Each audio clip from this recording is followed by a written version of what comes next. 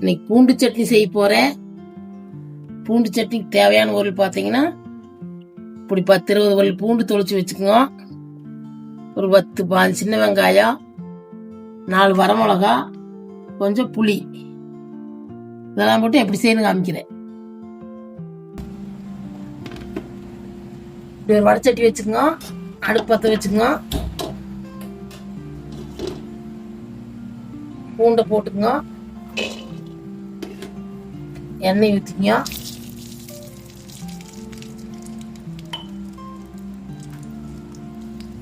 கொஞ்சம் பூண்டு வதங்கிட்டு பூண்டு கொஞ்சம் வதங்கிருச்சு. நீ வெங்காயம் சேர்த்துக்கலாம்.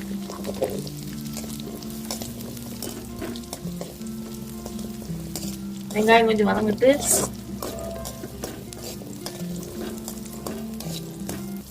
மிளகாயும் சேர்த்துக்கலாம்.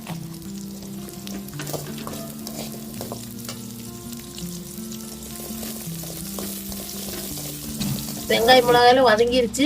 புளியும் சேர்த்துக்கலாம். புளி சேர்த்து ஒரு வதக்கி விட்டு உப்பு சேர்த்து அரைச்சிக்கலாம். ஆறுனதுக்கு அப்புறம் உப்பு சேர்த்து அரைச்சிக்கலாம். ஆறுனதுக்கு அப்புறம் உப்பு சேர்த்து அரைச்சிட்டு காமிக்கிறேன். பார்த்தீங்கன்னா சட்னி அரைச்சாச்சு. பூண்டு சட்னி தாளிச்சுக்கலாம். அடுப்பு பற்ற வச்சு வடச்சட்டி வச்சு எண்ணெய் ஊற்றிக்கங்க. நல்லெண்ணெய் ஊற்றிக்கங்க. நல்லெண்ணெய் ஊற்றி செஞ்சு அது நல்லா இருக்கு டேஸ்டா.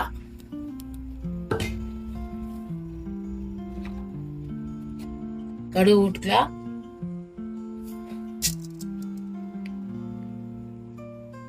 கடுகு பொரிட்டு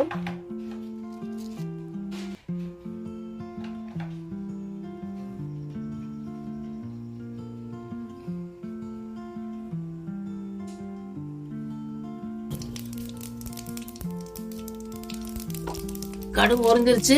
கருவேப்பிலை போட்டுக்கலாம்.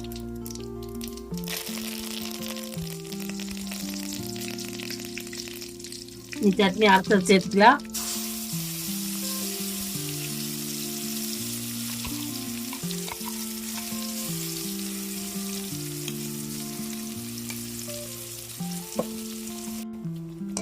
பார்த்தீங்கன்னா எல்லா சட்னி ஊற்றி கொஞ்ச நேரம் இப்படி வதக்கிங்க.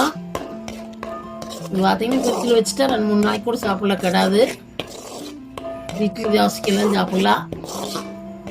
இட்லி தோசை பணியாரம் எல்லாமே சாப்பிடலாம். பூண்டு சட்னி சூப்பராக இருக்கு. கொஞ்சம் வதக்கிங்க.